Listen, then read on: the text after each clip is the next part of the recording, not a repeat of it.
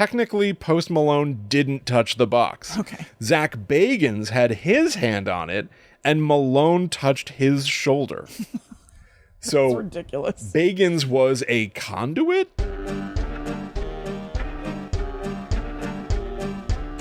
Hello, welcome to Guides the Unknown. I'm Kristen. And I'm her little brother, William. And this week we are going back to the Wikipedia page of urban legends to continue working our way through the alphabet, and we have hit the D's. D's nuts. D's urban legends. Yeah, D's urban legends are coming right at you. This is actually, I think it might be the end of the D section. Yeah, I think it is. This might be the conclusion of the D's. Yeah. Oh, what an exciting season finale. Yeah, truly. To the D section of Urban Legends Wikipedia page. That's right. So I have some devil-centric things. Awesome. Yep. And then what do you have? I've got ghost towns and updates on things we've already covered that are kind of interesting. Yeah. Kind of interesting. So there's plenty to get into. You know that we love urban legends around these parts. Yeah.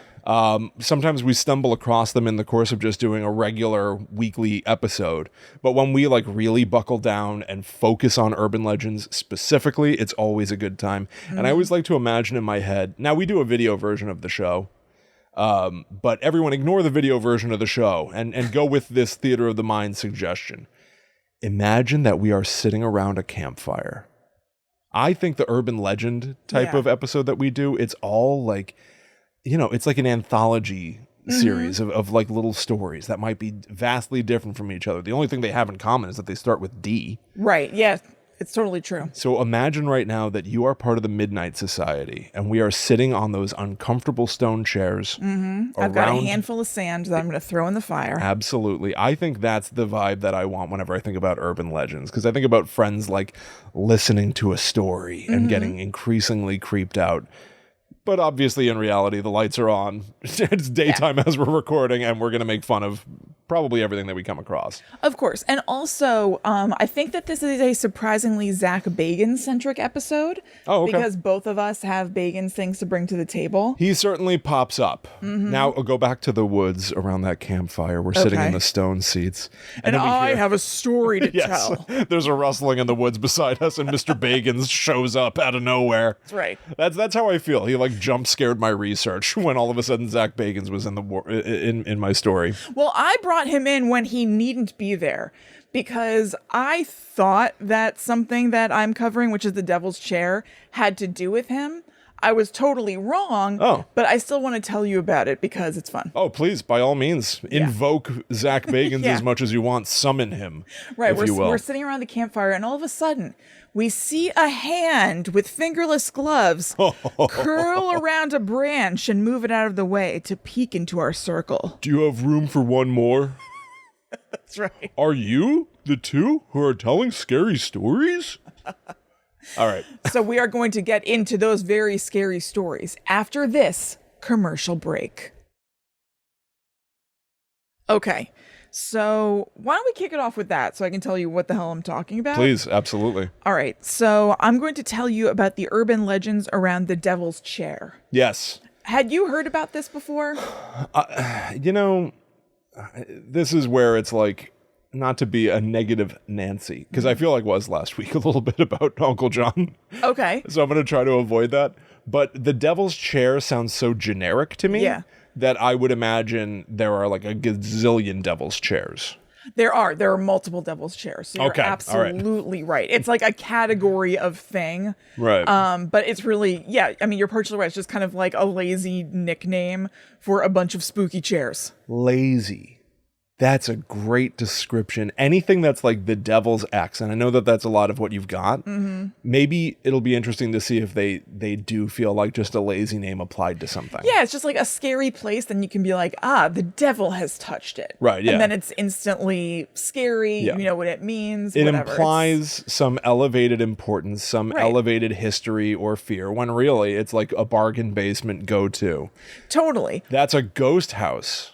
You know what I mean? But at the same time, I do like it. I'm saying it's lazy. However, my interest is piqued. Maybe not as much as when I'm looking through like the Wikipedia urban legends. Like it's like, oh, of course there's the Devil's Chair. But if I'm out and about and somebody's like, oh, actually, this is the Devil's Playground, I'm going to be like, what the hell is that? Yeah. You know what I mean? So it's lazy, but it's also a very useful shorthand. Oh, I totally that can agree. like draw you in and be like, okay, so I want to know more about that thing. Ultimately, yes, I totally agree. I want to know about all these stories because I like to know about creepy stuff and history and folklore and word of mouth storytelling. Totally. And I think you're right. It's a shorthand to instantly hook you and be like, there's something about this chair. This chair's got it. Because it's not as attention grabbing to be like, there's a chair that's kind of creepy. You know what I mean? Like it takes too long. So sure, the Devil's Chair. Yeah, but Got it is it. always, not always, but it is quite often the Devil's Chair. I know, the Devil's Chair, not It's just silly. like a demon's chair. Right. I mean, it's a good name. Sure. So when we were figuring out what we are going to be covering this week and going through the Wikipedia entries, I saw the Devil's Chair and I was like, oh, I know what that is. And you were like, okay, so you take that one. Oh, and I was like, got it. Yeah. I was completely wrong. Oh. What I thought was the Devil's Chair is actually called the Devil's Rocking Chair, and that is Zak Bagans focused, and I will tell you more about that at the end. I have to address it. It's the elephant in the room, at least in the room of my mind. I think that that's fair. You've got the Devil's Chair, and there's another thing called the Devil's Rocking Chair. Right. A subset of chair, a subgenre of chair. Right? Well, it is one particular chair that is, of course, cursed. Of course. And, of course, comes from the Warrens and now lives in Zak Bagans' Haunted Museum. Dude, we finally danced around it. We finally got to cover the Warrens at some point because it's really ridiculous that they have like a monopoly on I am haunted definitely shit game too. when they were dumb idiots. Yeah, they sucked. Sucked ass. Yeah. Were not good people. No, terrible people. But yeah, that's actually almost become, I feel like, another sort of like lazy shorthand just because of how famous they are. Exactly. Is like if you say something from the Warrens, it's like, whoa. Yeah, and when it should be like, oh. Yeah. Ew. Oh, if it's from the Warrens, then I know it's not haunted. Yeah. Because these people made it their bread and butter. It was their cottage industry to have all of this haunted stuff. It's fun if you can give yourself the suspension of disbelief to go with it. Yes, But totally. Like it's very fun. Their stories are interesting, but they are stories. They themselves seem like disreputable people. Yes. Of ill repute. yes. That's kind of redundant, disreputable, ill repute. Anyway. Right. If they seemed like kinder people, I'd be more game to go with them on the journey of all the haunted stuff. But everything that I've heard, and I can't pretend I know everything, but everything that I've heard about them, specifically Ed, is like, oh, these people suck ass, which makes me not willing to go with them on the give them the suspension of disbelief or the benefit of the doubt. Right. I'm not willing to make those leaps because I do not like what I've heard about them as individuals. Totally. And it's annoying to be talking about an episode that we were going to do and haven't done yet. I'm sure we will. But like, if you know what we're talking about, you can even just Google the Warrens. And one of the first things that comes up for one of Google's like most asked questions is like, why do the Warrens suck or something like that? It's like, what's the controversy about the Warrens? Because when Will and I were talking about doing it, we were like, what's the best way to approach this? Are people going to freak out about it? Like, what's the deal? And I was like, I think people kind of know that they suck. So I Googled it. And indeed, it seems like there is sort of a sea change toward people realizing that these were not the kind, cuddly, fix your sink, play Elvis to your kids people that have been portrayed in The Conjuring. Yes, The Conjuring movies, pretty famously, there was a contract for the Warrens to be included where they had to, where nothing negative could be portrayed of them. Right. So they were contractually obligated, the filmmakers, to portray the Warrens as kind, good-hearted people who, yes, will fix your plumbing while they're there to fix your haunted house. Like, it's so over-the-top propaganda for the Warrens. It's almost commendable. Yeah, it's pretty impressive. Yeah. And so you know what? I was going to talk about the Devil's Rocking Chair at the end after I told you the real urban legend. Yeah, I'm sorry. While we're on the subject, why don't I just tell you what it is? Because it seems silly to delay now. So, the Devil's Rocking Chair is something that Zak Bagans purchased from the home of Ed and Lorraine Warren in 2019 for his museum.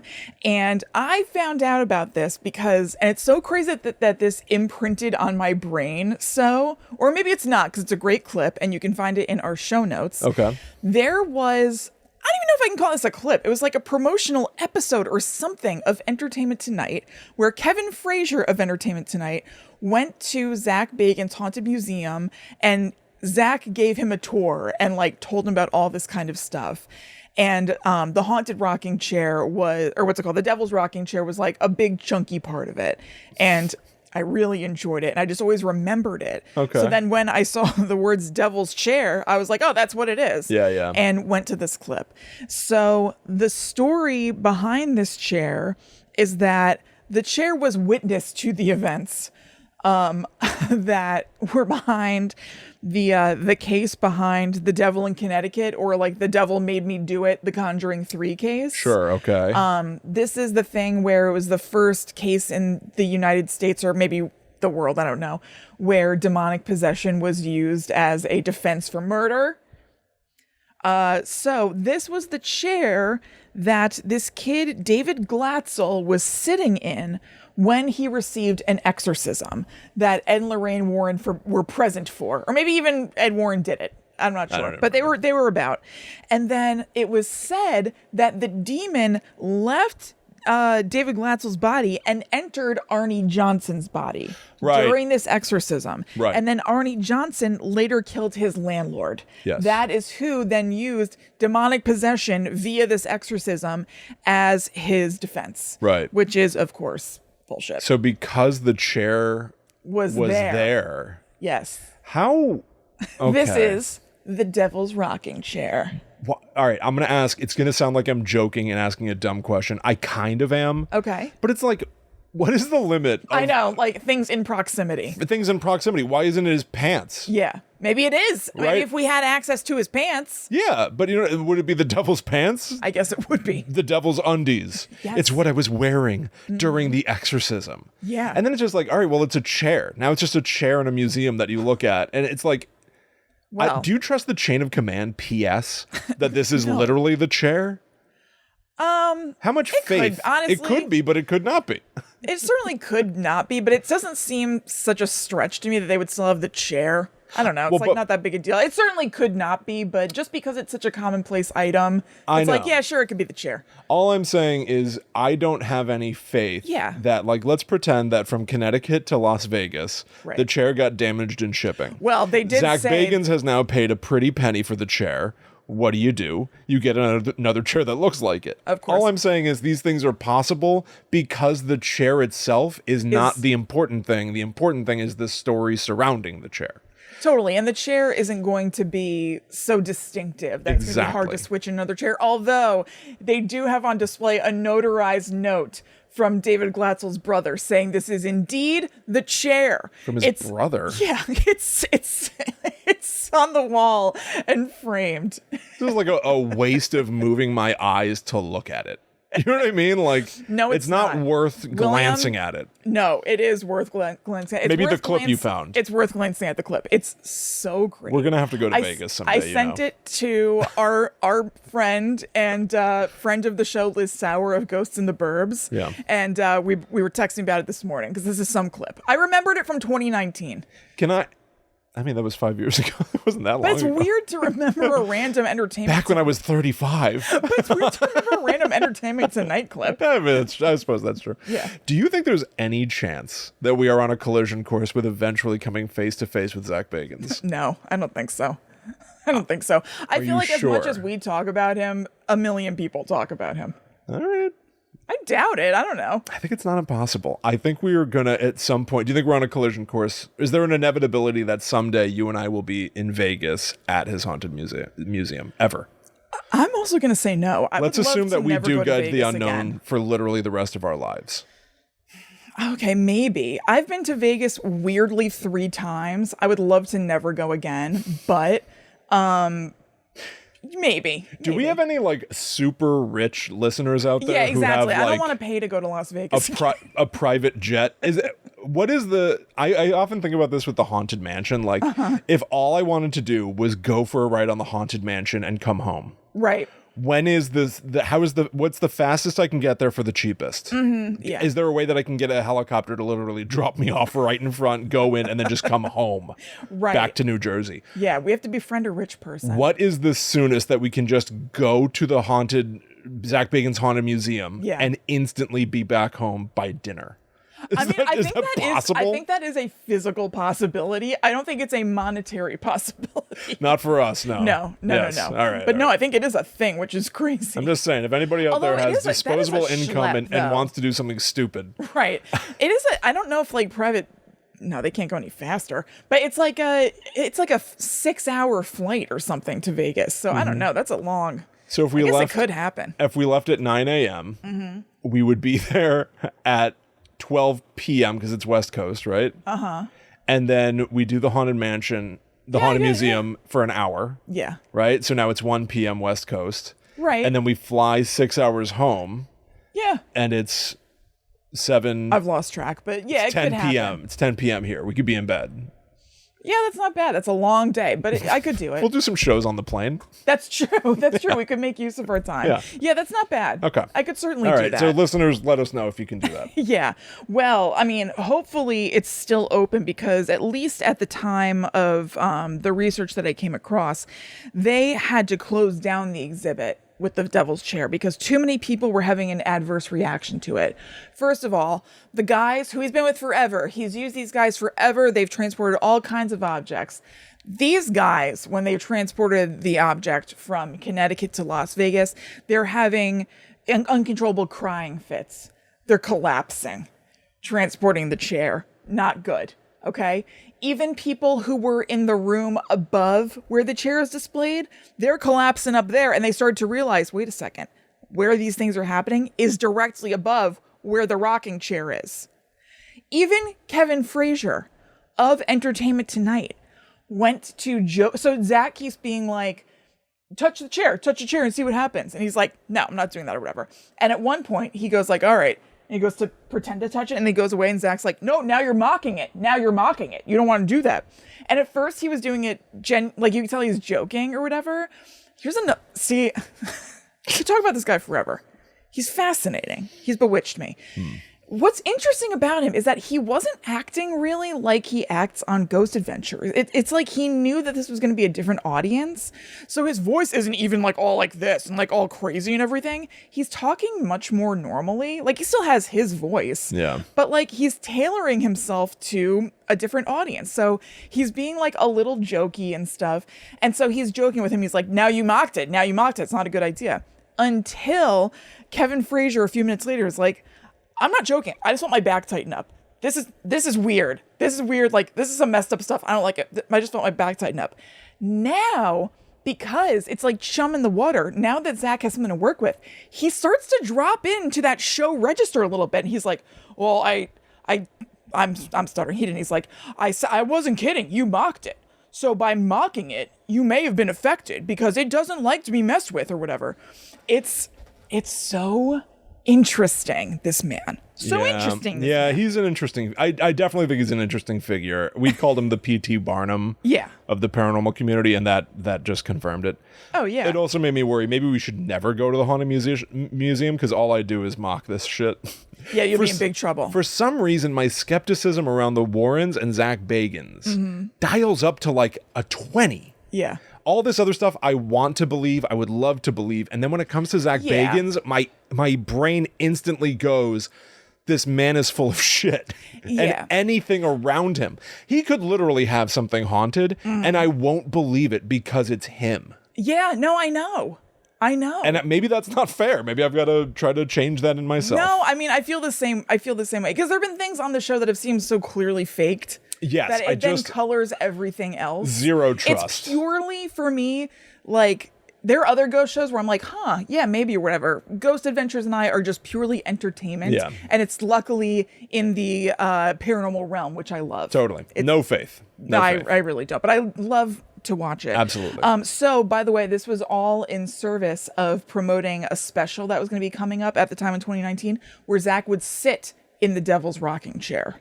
Now, I don't know what happened when that happened. And he was like, and actually, I kind of got this, what he was saying. It obviously sounds so crazy what he was saying, but I also sort of understood his point. He was saying it for reaction that it's cuckoo, but I got what he was saying. He was like, people who have sat in this chair over time have back problems. Like this chair, ever since this exorcism, seems to have a curse on it or whatever. Like people have had to have medical attention, whatever. And so he was saying, and maybe Kevin Frazier was teeing it up or whatever it was. He was like, so you could sit in this chair and you could come away with back problems. You could need surgery. And Zach's like, yeah, I could. And he's like, but that would be cool. That would be amazing if I need that, because then that's showing that there's something real happening here. So he's seeming like nuts because he's saying like, yeah, I could need surgery. That's cool to me. So it's like, oh, look, this guy's so crazy. But at the same time, I was like, I also see what he's saying, because I do think he loves this stuff, even though he is not above faking it for entertainment. Totally. I do think he loves it. And I see what he's saying, that were something like that to happen. Of course, nobody wants that. That would suck. Right. But it would be evidence. Mm-hmm. It would validate that this chair is haunted and that the claims about it are real. Yeah. But that's like a Johnny Knoxville type dedication. Like, I'll sacrifice my body for. Which he already has. He has prismatic vision. Yeah, he sees in prisms because of the demon house. Yeah. Maybe if he sat in the chair, he would need to sit on like an inflatable donut for the rest of his life. Or maybe it would ass is haunted. My ass is haunted. Maybe it would fix his vision, like the little girl in Christmas Vacation. Yeah. Fell down a well, eyes went cross. Got kicked by a donkey, went straight. I don't know. I'm Zak Bagans, and this is the Devil's Rocking Chair. My back! It's true. It's all true. That's right. So that's that. That's what I thought the Devil's Chair is. It's not that. I will tell you about the Devil's Chair now. It's not even like a really huge to do, but it's like kind of fun. Sure. So what the Devil's Chair urban legends are basically like superstitious little games around these monuments on grave sites that are shaped like chairs. Yeah. Sculpted to look like chairs. Okay. Sometimes they're serving as headstones themselves for graves, giving kind of like a dedicated bench in the park sort of vibe. And sometimes they were made to actually be sat in. I think that is a little bit less common, but I guess before graves would have benches here and there for people to sit and spend time, I guess some people decided that they wanted to have chairs for their loved ones to sit a spell. Mm-hmm. And so they would have these chairs either as their gravestone, like I said, or constructed near their grave so that they could sit and visit. And it started like in the 1800s, and they kind of like went out of fashion as time went on, and cemeteries started adding in actual chairs and people and places for people to like rest when they're visiting the cemetery. But of course, a lot of them are still around and they are a curiosity. So stories started to be told about them. And then that's where the urban legend starts to come in and the like superstition-y game of it all. So people might say that if you sit in XYZ chair at midnight, especially on a certain date like Halloween or New Year's Eve or whatever, then XYZ will happen to you. Okay. And so here are some examples. In Florida, there is a devil's chair in Cassadaga, which is a graveside bench in a cemetery. And it's made of brick. It's like kind of part of a wall in this cemetery. It's like very minimalist. It's like a brick wall, and there's just sort of like a chair set into it. It's just like bricks that have a sitting place and like little arms that you could put your arms on. So according to one local urban legend, if you leave an unopened can of beer on the chair overnight and you go back and check in the morning, that can will be empty, even though it's still not opened. Oh, that's fun. I know, which I love. Because a ghost doesn't need to pop the can open. No. They can just put their face through the can exactly. and just sip the liquid. Just like slurp. That's like Santa Claus rules. Yeah. Right? Like leave a snack and in the morning it's gone. Yeah, you're right. Does it have to be beer? I don't know. That's what it said, but I don't know why you couldn't leave a Dr. Pepper. Yeah, exactly. Yeah. I don't see why not. In some cases, people said that they've gone back and that it's open and that the drink is gone, but I think it's way more fun if it's unopened. It's way more fun if it's unopened And because it's it's way gone. more ghostly. Yeah, of course. Also, the devil is sometimes said to appear if anybody is brave enough to sit in the chair. The devil's got nothing to do, man. Just popping up to anybody who does these like silly little things. Yeah, exactly. Happy to just come say hi. Also, he might even say, besides just popping up and like appearing as a vision, he might speak to you if you sit in the chair, and you might hear his voice in your head. Oh. So it could just be coming from outside of you, or it's like disembodied inside of your brain. The devil's coming from inside the head. That's right. The call is coming from inside the head. And there is a particular scary story about a guy who dared to sit in the chair at midnight on Halloween. His friends said that they watched him walk into the cemetery, going, winding his way between the headstones. He made his way over to the chair before he just disappeared on his way to the chair. He just dematerialized. Oh, So it's not even necessarily like a chair thing. It's more the intention to go to the chair was bad news. Maybe. Well, wait. this is a crazy story. Wait a minute. A whole person just disappeared. That's right. Like Thanos. Like Yeah. the snap, and then they just vanish. Yeah, he blipped. But why? Okay. Why is it not? Your point about like he didn't even get to the chair is a really good one, though. Like, why do Yeah. people even think it had anything to do with the chair? I don't know, because he was going to the devil's chair. He was like making his way to it, and then he just started to fade away. But he didn't make it. Again, maybe it's a question of proximity. The same way that is anything that's just around for an exorcism, now it's like looped into this exorcism Right, thing. yeah. Just being close to the devil's chair means they Yeah. might get sucked into him. It was just too close to midnight. Because he dared to sit in the chair. Right. I'm boy. He dared to and sit this in the is chair. the chair dare. And then just disappears from existence. Right. That's a hell of a story. Right. It's big trouble. So some people Big trouble. say that maybe Satan just appeared and just dragged him away, kicking and screaming. He's like, let's just cut out this whole chair business. There's no need for you to like go sit in the chair and do the whole thing. I see you. I see what you're about to do. Grab him by the scruff of the neck and just took him right to hell. This is it. And then other people say that he was just sucked up by a vortex that was around the chair. Sucked up? Sucked in? I don't know. What? I said sucked up. It said a victim of the vortex. It sounds like he walked through the veil between life and death. Like it sounds like the stone dais from Harry Potter and the Goblet Yeah, of you're Fire. right. Yeah. Like it doesn't sound like the devil appeared and dragged him kicking and screaming, because it's almost like the way you initially described it, it's like he walked into fog. I mean, I until don't you know just how didn't see him literal it anymore. was. They said he faded into the night. That's yeah, okay. Yeah. But so that doesn't imply that he was sucked up No. or dragged away. No, but it's he like just disappeared. Wandered into nothingness. Yeah. This is where like stories don't really do the following. Mm-hmm. Where like it would be awesome to be like, all right, now obviously what do? There are limited things you can do. Call 911. Right. And the police show up and they're like, kids, I don't believe your made up story. Mm-hmm. I'll go check out the grave. And then the cop wanders over to the grave and he also And by disappears. sight, yeah. And then they call in more cops, and by within an hour the news is there, and it's global news that if you walk toward this chair you'll disappear from existence. Yeah. And now the whole world knows. Like I want a story to start to get so big, the snowball effect of awareness, because every Yeah. ghost story is like, and no one ever found out. And then how wor- does it end? I don't know. Yeah. It ends with the entire world just being like, yeah, we all agree that in this town at this chair you will disappear from existence if you walk near it. Yeah. And so it's like closed off and scientists study it and it becomes a new Area 51. Right. You know what I mean? That's it. Yeah. That's how the story ends. Yeah. But like every ghost story always ends with like, and people still don't agree whether or not it really even happened. It's, Right. No one knows No for one's sure. really looking into it though. I want a ghost story that's like everyone knows for sure. We all saw with our naked eyes that you will disappear if you walk toward this chair. Confirmed. Yes, absolutely. Yeah. And then there is the other one that I want to talk about is in Missouri. This one is known as the Devil's Chair or the Bear Chair, is its official name. And it's in the Highland Park Cemetery in Kirksville. And it's called that because it was placed there by the sculptor David Grassel and David Baird when David's wife, Anna Maria Baird, died in 1911. So the myth around this chair says that something terrible will happen to a person if they sit in it at midnight in general, or I guess, again, perhaps it will be stronger and scarier if this happens on Halloween.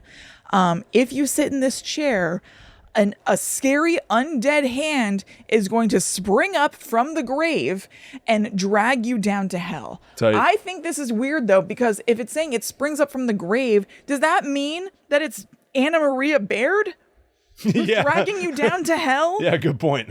Like, what have we done to her in this story? Yeah, listen, I mean, that's almost like a pet cemetery. Like, when you're dead, you're the enemy. Mm-hmm. You know what I mean? Like, Yeah. I love you, but you're dead. I hope I never see you again. I guess so. But yeah, I feel her name has been besmirched. Interesting. Or maybe she likes it. Maybe, because I wouldn't mind if in the afterlife there was some sort of story told about me that's like, if you go to Kristen's grave and you turn around 3 times, she'll drag you down to hell. So maybe Anna Marie Baird feels the same She way. was so nice in life. It's so weird that she does it, but she does it. I don't know. I don't know what to tell you. But then, strangely, on the flip side, if you are brave enough and, no, I was going to say if you make a wish, that's not true, but you could be rewarded if you're brave enough. I assume you must make a wish because you have to let them know what reward you want. So I guess that's why I'm thinking that, but you could go at midnight and you get rewarded. So it's a real roll of the dice. Real risky 50-50. Get dragged to hell or get some ambiguous reward. Yeah, totally. I saw into your heart and I know what your heart desires. And then I just get like chocolate milk, you know?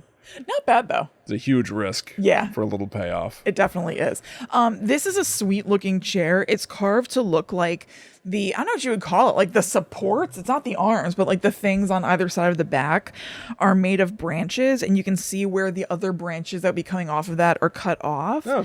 And then it kind of weirdly has a pretty traditional like couch cushion looking like seat to it.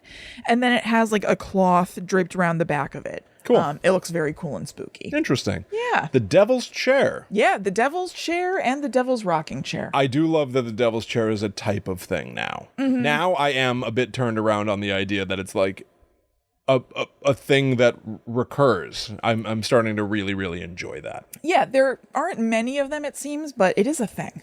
Now, are you comfortable with me also invoking Mr. Bagans? Of course I am. You're fine with that? Yeah. Okay. Mm-hmm. Because as you know, I think it has to be done. It must be done. Yeah. My will be done. Whenever we do the urban legends, we're specifically doing whatever Wikipedia calls an urban legend. Yeah. And we're going alphabetically. So at the end of the D section, you get to the Dybbuk box. Right. It's worth pointing out that we have talked about the Dybbuk box many times before, so this is going to be a shorty. I'm just going to cover it here just for posterity and because Wikipedia demands it. Of course, but William, I think before you cover it for posterity, we need to cover our little booties and talk about patreon.com/GTTUpod. Okay. Don't you think? Sure. Yeah. So that is where you can go to support the show. We have a whole second podcast called The Netherworld Dispatch that you can check out every there. Every there. Everything is there. You can check it out over there. It's a weekly show that you can get when you join our Demon tier. And then we have other tiers that you can check out. We've got the Banshee tier where you can get it every other week. The Ghost tier where you can get it every other month. And we even have a Zombie tier where you can join for $1 and get access to our Discord. That's right. Absolutely. It's super fun. I love doing the Netherworld Dispatch. The most recent episode is 169. Yeah. The second that you sign up, by the way, you get access to everything since the start of time. So whatever tier you sign up on, you're going to get a ton of like older episodes in addition to the new stuff going forward. You literally, it's like unlocking a treasure trove of stuff. Yep. So the most recent episode is 169 titled Long Legs, Birds, Copycat. We specifically talk about those 3 things in that order. We talk about the ongoing viral marketing for the movie Longlegs, which is getting a little samey, but still quite enjoyable. Next, I think it's awesome. It's totally awesome, but I'm not learning anything new. Yeah, but So, and we're going to see the movie Longlegs this week. So the next episode of the Netherworld Dispatch is going to be our full review. Spoiler free to start if you're worried about that sort of thing. We talked more about birds and whether or not they can understand. right. This has been a hot controversy in the world of Guide to the Unknown. Yes, it has. And many people have started to now comment on their opinions of what birds do and don't know, and other animals that may or may not be able to communicate. Yeah. And then we gave our light recommends to a 1995 movie called Copycat. It's a 90s thriller. It is dopey, but very importantly, there is a skull on feet or hands. Yeah. And then it's on a computer. And it says like catch me if you can, and then it says, and then a cop tries to click on it or something, and then it turns around and it has bare ass cheeks. Yeah, and it like hops away. While farting. Right. Don't and by forget the way, that. its bare ass cheeks are like behind its skull. Yes. So the backside of its head are bare ass cheeks and legs. This is a hell of a thing. It's so weird. It's fantastic. Yes. Worth a listen. And also, when you sign up at our Patreon, from the Ghost tier on up, you get ad-free episodes of this show. Yeah. So you won't even be hearing what we're talking about right now. That's true. If you sign up over there. That is true. Yeah. So go check that out. That's all patreon.com/GTTUpod. And I also have a delightful review for us from Emily E.L. titled My Favorite Podcast, Maybe of All Time. Oh, wow. I started listening a little over a year ago and was instantly obsessed. I look forward to new episodes every week. Will and Kristen are hilarious. I often find myself laughing out loud, which I don't usually do when listening to other podcasts. We're funnier than the leading brand. You haven't been laughing? Well, you've been using Brand X. That's right. I know there's a lot of extra content on Patreon, but I really only use Apple Podcasts to listen. If Guide to the Unknown ever has an option for an Apple subscription, I would sign up so fast. It's something that we've looked at occasionally, and I don't know. But thank you. 5 stars. Yeah, thank you so much. Just so you know, when you use, not to her, but just in general, when you use Patreon, you get a link that you plug into Apple, and it goes to your Apple Podcasts. Yep, I was going to say the same thing. Your Patreon gives you an RSS feed. It's super duper easy. Even if you don't know, it's so much easier than you would think. You just copy it and paste it. Yes, and then you will be subscribed to the Netherworld Dispatch in Apple Podcasts, and it literally pops up alongside Guide to the Unknown. Yeah, it just shows up like any other podcast that you have. Yes. But that's neither here nor there. Emily, thank you so much. That's so nice. I'm so glad you like the show. That's awesome. Thank you so much. And we always appreciate when people leave reviews. If you'd like to leave a review on Apple Podcasts, I might read it in the future, or leave stars on Spotify. It means a lot. Yeah, it both really does. in a business sense and in a personal sense. Yes. Thank you. Thank you. Thank you so much to all of our patrons who support us. It means a ton to us. And all of you rule out there, thank you very much. Yep. So we are going to get to Will's Dybbuk box coverage, the Zak Bagans connection, right after this quick commercial break. Okay. Okay. The Zak Bagans connection to the Dybbuk box is, I think, the only thing that's worth saying about the Dybbuk box. Yeah. So again, we've talked about the Dybbuk box in full, so this is going to be a shorty. We talked about the Dybbuk box way back in episode 25. Then we revisited it in episode 137. Yeah. We also talked about it when we guested on the Bigfoot Collectors Club. Oh, we did? Yeah, evidently. I don't remember. I don't remember, but it was episode 207 of Bigfoot Collectors Club. Oh, okay. So go check that out. I love Bigfoot Collectors Club. So I'm just going to essentially like refresh for anybody who doesn't already know. Here's just like glancing blows of what the Dybbuk box is, like a shorty. It was listed on eBay in 2003 with a long description. It's literally like a little wine cabinet with 2 doors that can open up. Yeah. And it was listed by this person who said that he had purchased the box from a Holocaust survivor who said there was a Dybbuk, a demon, inside the box, and that his mother opened the box and suffered a stroke from it. So then this thing became like a hot fever on the internet to some degree. Yeah. Other Dybbuk boxes have popped up on eBay. We've even purchased one or two in the past. We've even made a couple of our own. Yes. A million years ago, which was super fun, and sent them out to listeners. And so it almost became like a little cottage industry of like, here's a haunted box, which wasn't really a thing before specifically this Dybbuk box. Yeah. Now, where Zak Bagans comes into it, the Bagans connection, which sounds so delightfully conspiracy theory. Zak Bagans, well, here's this article that I have from Inverse, says, Dybbuk fever hit an all-time high thanks to one man, famed ghost hunter Zak Bagans. Now, in a Halloween live stream special episode, famously, Zak Bagans had Post Malone come to check out the Dybbuk box. Oh, yeah. I never saw this. I remember hearing about it, though. It's so weird. And then it was said that like Post Malone touched the Dybbuk box and suffered a terrible fate, if you recall. Yeah. Something happened to him. Well, this from Inverse. Technically, Post Malone didn't touch the box. Okay. Zak Bagans had his hand on it, and Malone touched his shoulder. So That's ridiculous. Bagans was a conduit for evil. Anyway, supposedly the bad vibes transferred to the musician. In the ensuing months, his private plane was forced to make an emergency landing. His San Fernando Valley home was broken into, and he was involved in a car accident. Ugh. Anyway. That's a stretch of bad luck. The bulk of this Inverse article, and you can read the whole thing, we'll have it in the show notes on scaryfun.fun. The interviewer calls up, I don't recall his first name, the Mr. Manis, who had originally posted the Dybbuk box. Kevin Manis. And he the interviewer from Inverse tries to call Mr. Manis, quote, on his bullshit. Nice. And that's when he tells me everything he wrote in his 2003 eBay listing is a work of fiction.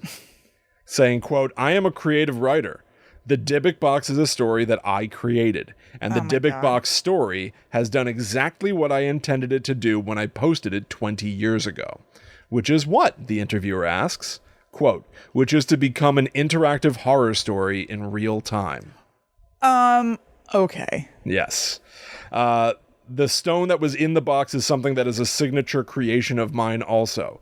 Make no mistake, I conceived of the Dybbuk box, the name, the term, the idea, and wrote this creative story around it to post on eBay. I said, okay, but now that I think about it, what else would be the purpose, really? To sell the box, I guess? Just to sell a box. Yeah. It's just like a marketing ploy. Everything that we've ever said about like the Watcher House, the stuff where it's like, drum up some interest and theoretically money will follow, right? Interest will follow. Yeah, I guess I'm just thinking I shouldn't react so like, I don't know anything about this. But it just seems like ascribing, I don't know, a little more importance to something. Except that there is business in the Dybbuk box. No, there certainly is. I'm just surprised to hear him say that this is a creative writing exercise that he's been planning from the beginning. Well, yes, but I think that is also calculated and important to note that like movies have now been made about the Dybbuk box. Yeah. And if he had originally posted it being like, I don't know what this is. Someone told me it's called a Dybbuk box. And now there are movies adapting that. He's got to pivot and say, this is my IP. Right. I created this. Yeah, right. I intentionally created this. This belongs to me. You can license this from me if you'd like. Yeah. You should pay me for my creative work, which, quite frankly, I agree with. No, I do too, because he did make it up. I just don't think again, I haven't thought about this in a while. I just don't think he made it up with all this in mind. No, absolutely not. I think he was trying to sell a little box. That's why I kind of bristled him being like, this was an interactive horror story or whatever. And he was having a bit of fun. Yeah. It would be a little more authentic, I would imagine. And I don't know this guy. Yeah. But if he were to say like, listen, I originally did it just as a fun way to sell a box, but at the end of the day, I did create a thing that now has spun off in a million directions. Should I not be properly compensated for creating something that other people are now profiting on? No, definitely. Of course I should be. You definitely should.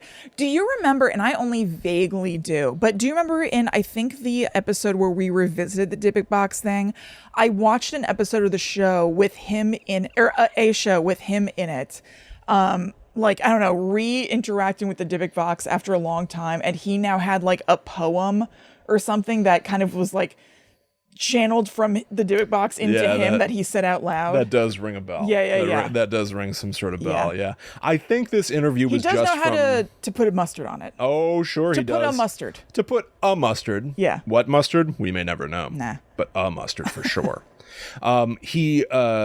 This interview, I think, was just from last year as we're recording. So I do think it's relatively recent news that he's like, this is me. I made this up. Right. But yeah, so that's the Dybbuk box, or at least a condensed version of the Dybbuk box, or an update. Frankly, I don't know. The curse of the Dybbuk box on me is that I can't remember what we previously have said about it. I think we basically, like, when I first covered it, I had just found out that this was a weird eBay listing and I didn't really know much about it. So I think I read the eBay listing in its entirety and I was like, this is so weird. Yeah. And then a few years later, I learned a little bit more and I was like, this is fake. Here's the update. Yep. And now we have this. Yep, totdon't. All right, do you want to hear about another cursed, not object, but place? Yeah. You do? Of course Are you I sure? do. I don't know if I'm ready, but I'm going to try to be. Kristen, I'm going to talk to you about Dovland, Wisconsin. Okay. All right. Now, Dovland, Wisconsin is more than a ghost town. There's not even a ghost of the town.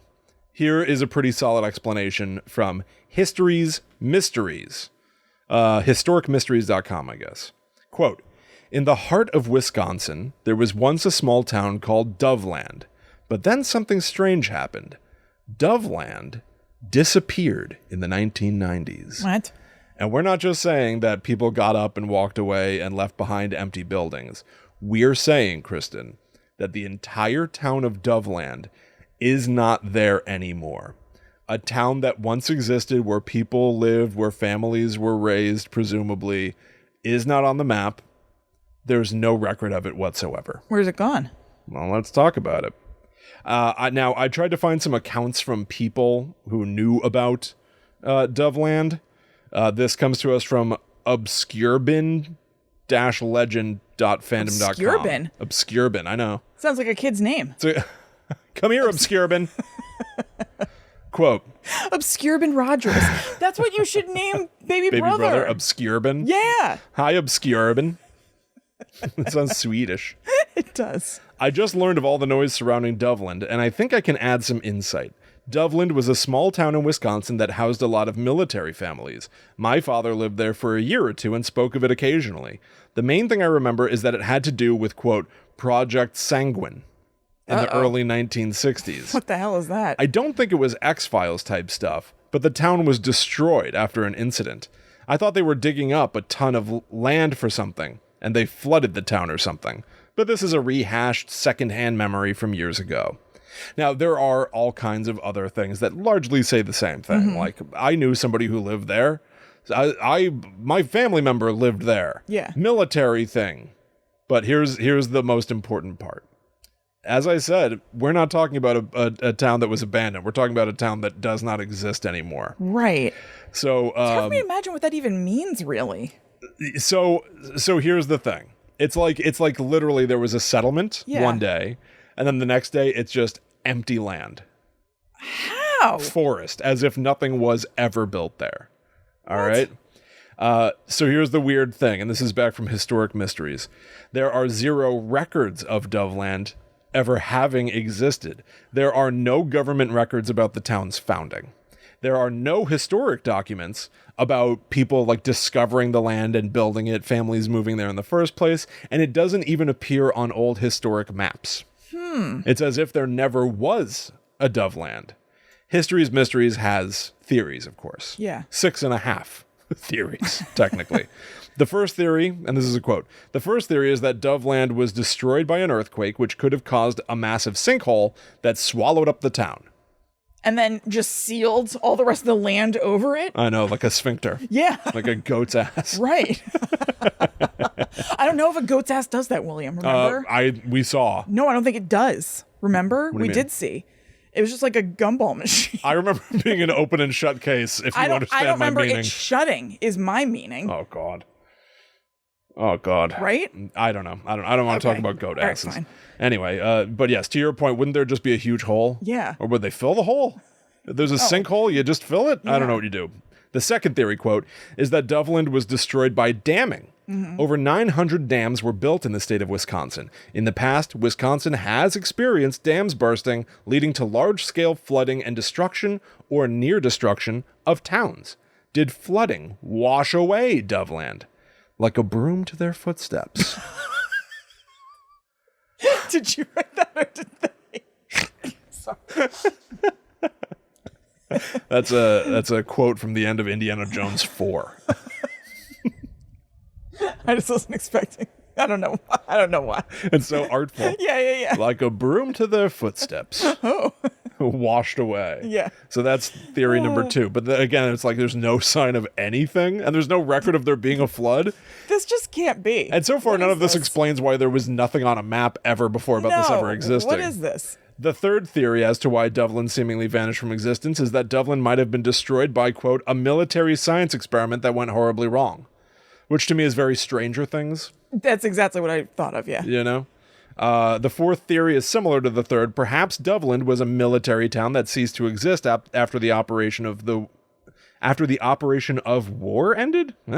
Such temporary towns are known, but there is no corroborating evidence in the memories of those who were called Doveland to suggest this. Is this just some Berenstain Bears Mandela effect shit? Like... Hold your horses. The fifth theory, before you leap to some outrageous conclusion, Kristen. The fifth theory is that all of Doveland's residents moved away because the economy failed. But if that were the case, there would still be buildings and stuff there, so it's probably not that. Yeah. The sixth theory neatly solves this, however. Perhaps Doveland still exists, but is invisible. Maybe. How does that neatly solve anything? No, that doesn't... Yeah, that really ties it in a bow. How do you make a town invisible? Yeah. It's like in Harry Potter, right? Where it's like, if you're a muggle and you walk near Hogwarts, it looks like a dilapidated building. Right. Never mind all the children coming and going. Don't think about it. Don't think about it. Yeah. Don't you dare. And then lastly, the half theory I posit that they added was, surprisingly, alien involvement, the obvious next step, is not tied to the mystery of Doveland. But could extraterrestrial beings with advanced technology abduct an entire town, leaving no sign of life or habitation behind? What is our evidence that Doveland existed at all? None. Okay, gotcha. There is... it was somebody who said their dad lived in Doveland? Yeah, kind beginning? of. Yeah. Okay. So I had to...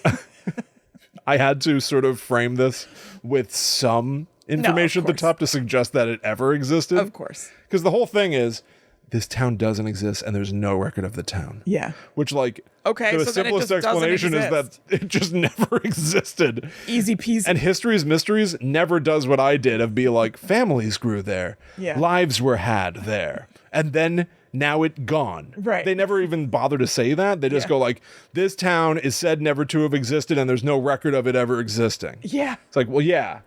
Then no shit, it never existed. Yeah, it's quite simple. It's just somebody made it up. So their summation. We do not know who started the legend of Doveland, Wisconsin, but we do know that until 2015, there were no mentions of Doveland or a town in Wisconsin that suddenly vanished. Individuals are experiencing false memories. More specifically, they're experiencing the Mandela effect. Okay. Now, this is if you take them at their word that they even believe there was a Doveland. Yeah. Like, if that guy that was like, my father lived there for a year, right. If they're being honest, then it's the Mandela effect. But I think everyone's having fun. Yeah, totally. And just pretending that there's a thing. Yeah, it's just like it sounds like it's just kind of like a silly... like, I don't know, just fiction thing. Exactly. Now, they do say false memories can easily be created, but social and cognitive reinforcement, like pictures, articles, etc., all of which can be doctored, allow them to permeate and become so real in one's mind that it becomes something people swear occurred, existed, or happened to them. Doveland, Wisconsin was never a real town. It was fiction that grew a life of its own. It's like a little town version of the Backrooms. Yeah. Yeah, very good. Yes, a little town version of the Backrooms. Yeah. Yeah, doesn't exist, not really a thing. But people online like to pretend it did because people online like to make stuff up and share scary stories and yes, and each other. Totally. Doveland, Wisconsin. That's cool. Is it? Yeah. It's Okay. fine. All right. Yeah, I mean, it's cool to... Well, I guess I'm saying that's cool, like, to just make stuff up and, like, have a fun little thing. Yeah, that's definitely. If there's some sort of like Reddit where people are like telling stories about Dublin, Wisconsin, because Yes. they're just doing a little interactive fiction thing. If I could critique, they do need a little more of like a memory of the place existing before you just go, it's not even on the map. Yeah, right. Because once you say like this town website doesn't needs exist and it's not even on the map, I go like, right, it was made up. Right. They need to set it up a little bit better. There needs to be a little more setup. That's my opinion. Sounds like it. My 2 bits. Yeah. Now, Will, I would love it if you could take us on home by telling me about the town that you were looking Researching. into when I came. Sure. I will. Let me quickly at least mention in passing the Dover Demon. Oh, sure. Yeah. Who Go for it. is on the list, but again, it's another cryptid that we already talked about. Yeah. We actually talked about it somewhat recently in Guide to the Unknown episode 332. Basically, in the 70s, a guy named Bill Bartlett saw a weird lumpy alien sitting on a stone wall. Right. He drew a picture of it. It looked like it had a peanut head and long wiggly fingers. And he also wrote on the piece of paper, I, Bill Bartlett, swear on a stack of Bibles that I saw this creature. That's roughly the Dover Demon. We get into more specifics in episode 332. Of course. But yes, let's talk about what I was looking at when you came over. Yeah. I was still trying to find anybody who could give me better information about, and I wish maybe lightning should strike when I say this. It seemed like it was a tall order. Dudley Town. Cha-cha-cha. Boo-cha-cha-cha. My favorite impression of thunder and lightning. Boo-cha-cha-cha. That's just a spooky sound effect. So scary. Now, I have this quote from someone on TikTok about Dudley Town. After several missing people, Dudley Town, Connecticut became one of the scariest places. It was awesome. Became one of the scariest places. Dudley Town, Kristen. It probably had like 1 million views. Oh, I'm sure it did. Dudley Town is a ghost town in northwestern Connecticut, quote, located in a valley known as the Dark Entry Forest. Wow. The Dark Entry Forest. That's cool. It is named that because of the shadows caused by mountains surrounding the village and access road. Sweet. So you basically drive through Seems quite dangerous. a tunnel of trees to get to Dudley Town. It is currently owned by Dark Entry Forest Incorporated. What? Is this real? This is real. All of everything I'm about to tell you is real. Yeah. Which sounds awesome. Dark Entry Forest Incorporated. It sounds like an evil corporation that's hiding something. Definitely. I'm sure they're nice people. I'm sure it's just like a preservation thing. Probably lovely. But the Dark Entry Forest Incorporated? What are you talking about? I know. All of this made me think of Blackwood. All of this made me think of Blackwood. Blackwood was a 2018 audio drama that I wrote about kids investigating a mystery in Connecticut. And for a number of reasons, I've had Blackwood on the brain. Yeah. Pay attention to that Blackwood feed, everybody. I'm in there now. I'll be able to make some updates, and I technically, officially. Yeah, the Blackwood podcast feed. So if you search Blackwood in your podcast app, you will find it. Yes. We're a long way from there being more. Who knows if there ever will be more. But that door is now open to me, everybody. So, quote, only a few traces, such as cellar holes, remain of the original village. So that means, if I understand correctly, the houses are gone, but the foundations of the houses, the cellars, are still there. Like stone walls in the earth down. Pits. Cellar holes? Pits. Weird. Well, imagine if this house were in disrepair for a good few hundred years and the entire upstairs was gone. This basement would still be dug into the earth. Yeah, I guess, yeah. Dudley Town is now just a bunch of pits of former cellars, which I love.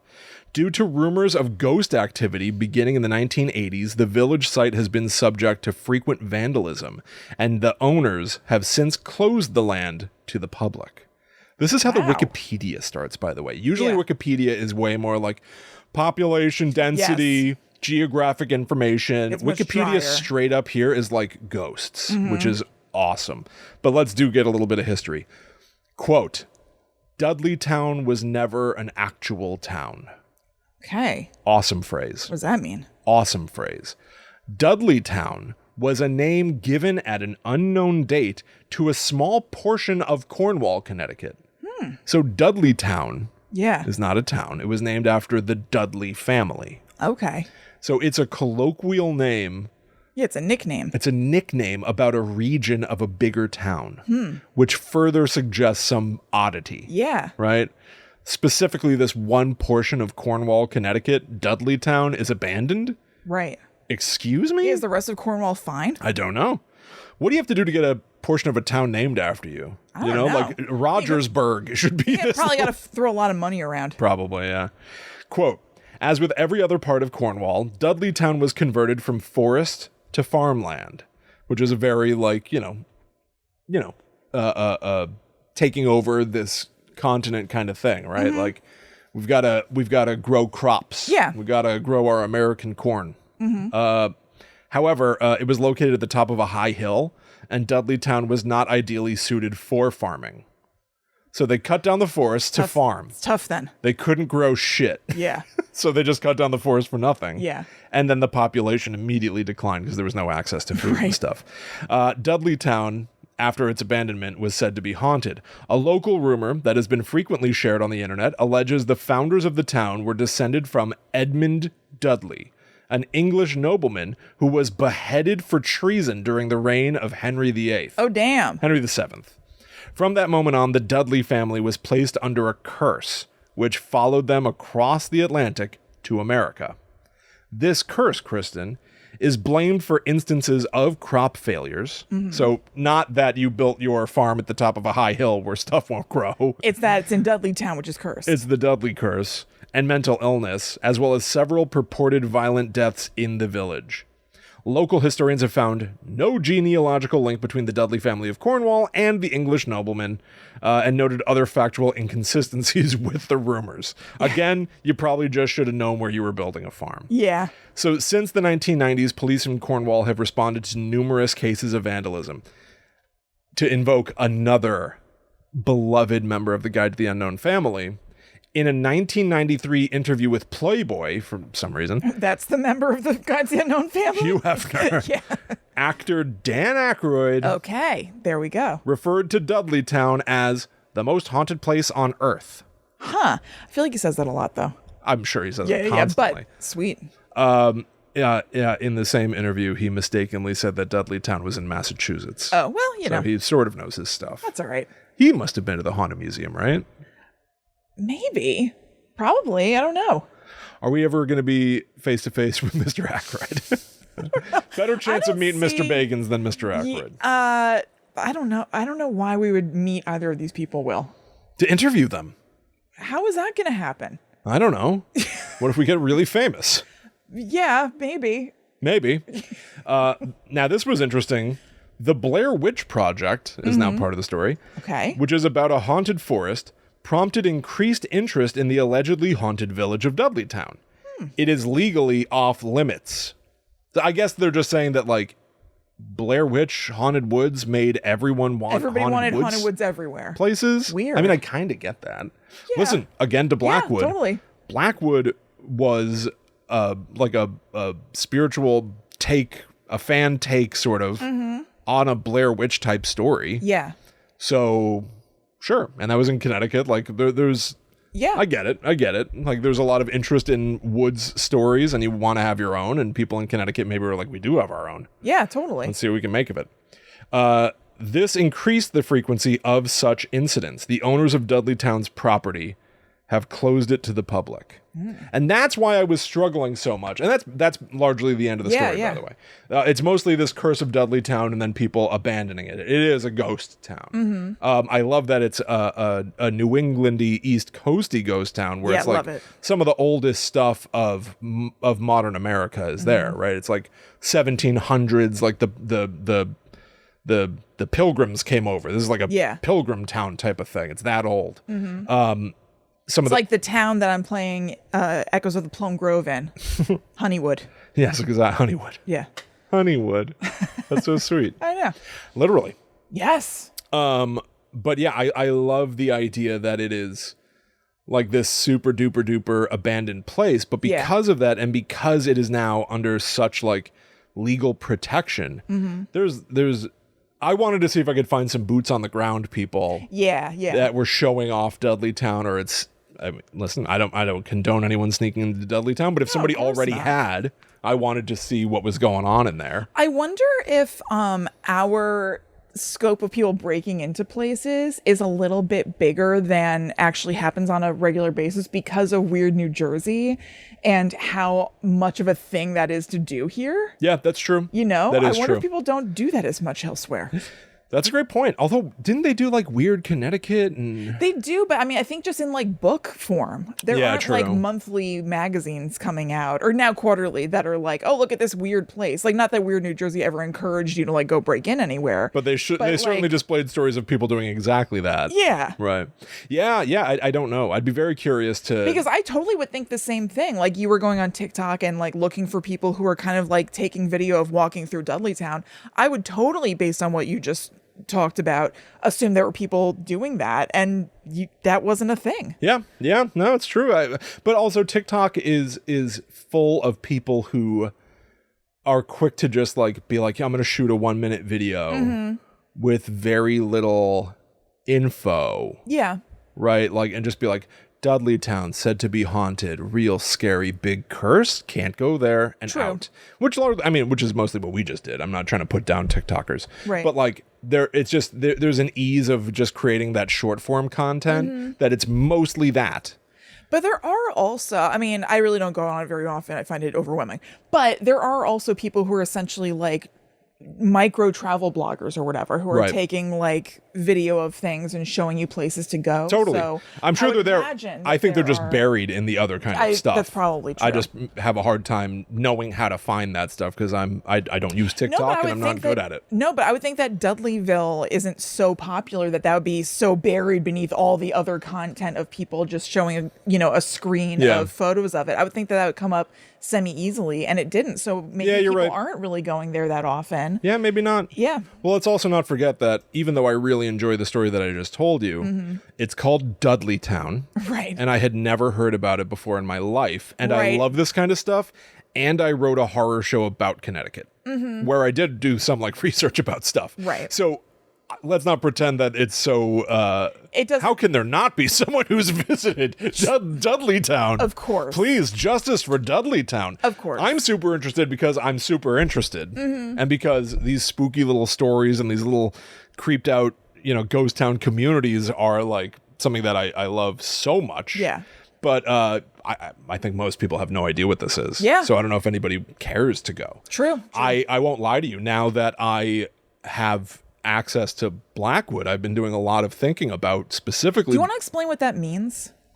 Sure. Yeah. So this show that I wrote, it was it's a podcast. It's a podcast, yeah. And it was for a company called Hunt-A-Killer. I think a lot of our audience already knows about that company.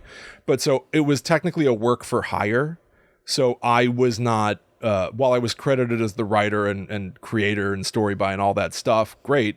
I never had any legal right to the show itself. It was owned by Hunt-A-Killer. The legal author of the show is Hunt-A-Killer, the company. And then Hunt-A-Killer never there's like I've been considering doing almost like my own like faux documentary or DVD extras of Blackwood now that I have access. Like literally I want to publish maybe like an episode where I explain some of the ins and outs of how this came to be, because I know that people still liked the show, which is wonderful, and want more, which I would love to do. Yeah. But some of that stuff is going to be big questions to answer. I would like to at least provide some insight into the show's existence and ambition for it. But so Hunt-A-Killer, for a variety of reasons, I think it was not leveraged as well as it could have been, to be very diplomatic. And literally the people that I worked for were not the kindest to me about its release. Right. And so, yeah, I feel myself getting like flushed. I literally have never talked about this on a show. Talk about however much you want. I just felt like you said I have access to the show Blackwood. I know. So yeah. I won't get into the histrionics of it. But just, it's a podcast that Will wrote. like did a ton of work on. It's really his baby. Yeah. You can go out and find it, but he had no access to the podcast feed, couldn't add anything to it, couldn't change it. But now Will has worked with the company that bought out Hunt a Killer. Who are wonderful, relatable games. And I understand there's a core group of Hunt a Killer folks still at Relatable making Hunt a Killer stuff, which I remain like a fan of that medium and everything. Yeah, it's super cool. But now Will has access to that feed. Yes. So now if Will, and like the rights to Blackwood. So now if Will wants to add anything to Blackwood, now Will can do that. Exactly. So that is what all that means. So it really has been like an interesting... It's been 6 years since I made the show, you know, and I didn't make the show. A group of people made the show. Right. But like, it's been a long time of people essentially making me feel like Blackwood was not worthwhile or was a failure when I really don't think it was. I think it actually did quite well. And a long time of people being like, no, we're not going to touch that. We're not going to do any more of that. And not having control of the feed and knowing that Hunt a Killer was sort of, the writing was on the wall for them. I was always worried primarily that eventually, because Hunt a Killer is not in the business of making podcasts, barely was when they hired me. I was always very convinced that at some point that feed, like literally like a ghost town, not to be super dramatic, but like if you don't update things, if you don't maintain the feed, it can just go away. Yeah. And more than anything, I just don't want my work to disappear. So my primary concern was like, can I get access to the feed just to preserve it? Yeah. Just so that like stuff that I worked on, all these people worked on and hopefully cared about doesn't disappear. And so I worked with this new company, Relatable Games. They do make the game like What Do You Meme? I know, like very popular games.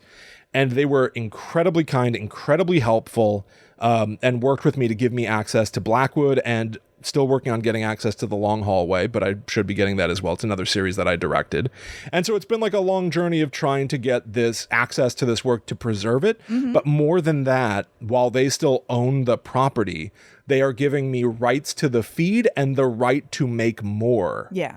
If I want to, which is incredible and pretty rare. Yeah. So it already feels like a tremendous more care than my work has gotten. This work specifically has gotten in years. Yeah. So anyway, I know that it's a lot of like behind the scenesy, and it is weird to me like how emotional I can be about. Well, whatever. I'm very happy to have access to my work again, and I'm very happy that I will hopefully be able to keep... You put a lot of yourself into your work. Yeah, I believe in it. And there are things that, you know, like anything, you look back on something, and are there things I would change? Probably. But I really enjoyed it. And I know that there are still a lot of people who enjoyed it too. And that really does mean something to me. Yeah. So I'm happy that it's online, and I'm happy that I can maybe explore doing more. But yeah, that at least in a relative nutshell, you know I go long. But like that is what Blackwood is, and why this is a significant sort of step for me. Yeah. Yeah. Yeah. No, it's a big deal. Yeah. Awesome. Well, so yeah, go subscribe to Blackwood if you haven't already, because there might be some changes on that feed, which would be really, really cool. And thank you so much for listening to the show. We hope you enjoyed it. As we said before, you can go to patreon.com/GTTUpod to get our second podcast that comes out every week, the Netherworld Dispatch, and all kinds of other stuff. You can also follow us on social media. We are at GTTUpod, and you get updates on whenever new shows come out, whenever we go live. There'll be updates about Blackwood on there. Yeah. All kinds of stuff. And there will actually, this deal was with our company, Kristen. So yes, you actually are part owner of the Blackwood stuff too now, you know? Don't think I'm not already plotting how to take it over. I know you are. Kristen's going to try to kill me. I will. Take all my stuff. I will. No, I literally do want to pick your brain about a few things. Of course. So yeah, your Blackwood was always like our childhood. As much as it was my childhood was your childhood. Yeah, so, totally. Anyway. No, I love Blackwood. It's so good. I've listened to it like 4 times, I think. Have you? Yeah. I don't think I've listened to it since it came out. Oh, yeah. No, I've listened to it multiple times. I think it's great, genuinely. Thank you. You're welcome. So yeah, GTTUpod, and then you can follow us individually. I am at Chillin' Kristen. I am at The Myth Traveler. So thank you all so much for hanging out with us. We hope that you enjoyed a bunch of fun urban legends, some fun little spooky stories, and maybe a couple nudges of fun things to come in the future. Yeah. If we are able to sort of develop new stuff for Blackwood, whether it's literally more story or just more to, I don't know. I like the idea of like doing like a DVD extra kind of thing, or like a little Yeah, that's documentary. awesome. I think that that's kind of fun, and it's something that most people wouldn't care about, but I do. There were And no one's really going to cool- champion your work unless you can Yes. champion it. And I struggle to do that. I struggle to be a cheerleader for, unless it's Guide to the Unknown, quite frankly, I struggle to be a cheerleader for my own writing and stuff. Oh, it's very hard to do. It's hard. I know. You just have to kind of shut off like a little section of your brain that doesn't like to do it, and just know. I don't like. I wouldn't do it if I didn't believe in it, though. Yeah, You know what totally, I mean? totally. And other fun stuff too, just to tease as well, since I'm already being a little me, if you don't No. mind. It was also just announced by Dennis Kahlo and Bethany Watson, yeah. who I've been working with for the past 2 years. They, of course, are the hosts of the podcast The Check-In, and have done incredible short film work.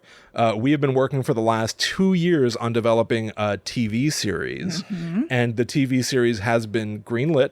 The TV series has been, I guess, sold, as they would say. Yeah. And so we are officially we're in the middle of pre-production right now, and they will be going into production while I'm on paternity leave Yeah. on a TV series for Screambox, So awesome. which is bloody disgusting. Yeah. Which is Cineverse, this company. It's the people who made Terrifier. Yeah.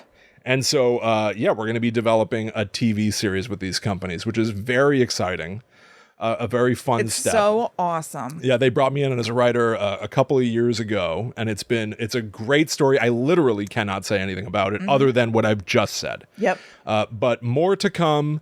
Everything takes time, but they announced it, meaning I can announce it, and it's a great story. Yeah. A very fun, spooky story that we're developing. So stay tuned for that. Again, I have a hard time announcing stuff like this Well, for some if you ever reason. need help, let me know because I will announce it for you. Thank you. I very much appreciate that. You're welcome. I so- updated my LinkedIn yesterday, everybody. Kristen, look at you. Hey. Kristen, you're incredible. I know. And this is why I think we could come face to face with Zak Bagans one day, by the way. I think it's not, I don't think it's impossible. I guess you're right. I forgot about, with your work, we can. Me updating my LinkedIn isn't going to get us there, but what you're doing, I could hang on to those coattails and meet Zak Bagans and Dan Aykroyd. If I can, again, do what I am more comfortable doing and celebrate us. Yeah. You remember that we're a podcast on Bloody FM, Yeah, right? I know, it is cool. And you remember that our show's been in a magazine and stuff. Yeah, it is cool. Yeah. These things literally are not impossible. Yeah, I know guess that not. I guess not. I know that 90% of the time it's just us 99% of the time Yeah. it's just us in the basement doing this. Yeah. But these things literally are not impossible. Yeah, no, I guess you're right. I guess that's true. You got to view it the right way No, and you're right, remember you're that right. we actually do have a pretty sizable I know. It is cool. sizable community and show. I know. And we have I know. created it. Yeah, I know. It All is this really to say, cool. it's a lot of navel gazing, and this is what makes me uncomfortable. Yeah. But All right. thank you all so much, especially for enduring this celebratory conclusion. But Yeah. it has been a substantial week. Yeah. In my career, as it were. Definitely. And I think that we are always going places. Mm-hmm. And I'm delighted to be going to these places with my sister. Me so too, William. thank you, everybody. My thank you brother. all. And for you all to be coming with us, Yes. hopefully. So we hope that you enjoyed, everybody. And we'll see you next time when we talk about something different. Who knows what? Yeah. All I know is that before that time comes, we must travel. All the way to the top. I've come around. See? All the way to the You're on top of the. Oh, I would love it if you'd get a huge head about this. now go way in the opposite direction and be like, yeah, we kick ass, get out of our way. Yeah, of course we're going to meet Dan Aykroyd. What are you talking Kristen about? wants to step on all of you, who she refers to as the little people. As ants. That's what I beneath her call you, feet. as ants. Yeah. Back to the world. Go deep. Netherworld. Back to the netherworld, go we. Go away. But what do we do, Mr. Wayne? We go back to the What do we netherworld. do? We get back up. Is that what we do? We go back to the netherworld. Is that what it is? We get back up? Yeah. Yeah, we get back When you up. fall off a horse, says Alfred, Yeah, he's like crying. before Bruce Wayne fired him. Oh my God. Does anyone remember that? No one remembers this. Especially no one even knows the following. After The Dark Knight came out, I remember being like, that movie was awesome. I bet in the third one he's going to fire Alfred. I said this. I was like, I can't wait for the third Christopher Nolan Batman. He's going to fire Alfred. He fires Alfred. And everyone laughed at me. And then what happened in The Dark Knight Rises? He fires Alfred. He fires him. And then Michael Caine cries, falls down and begs for his job. Oh my God. Bruce Wayne kicks him over.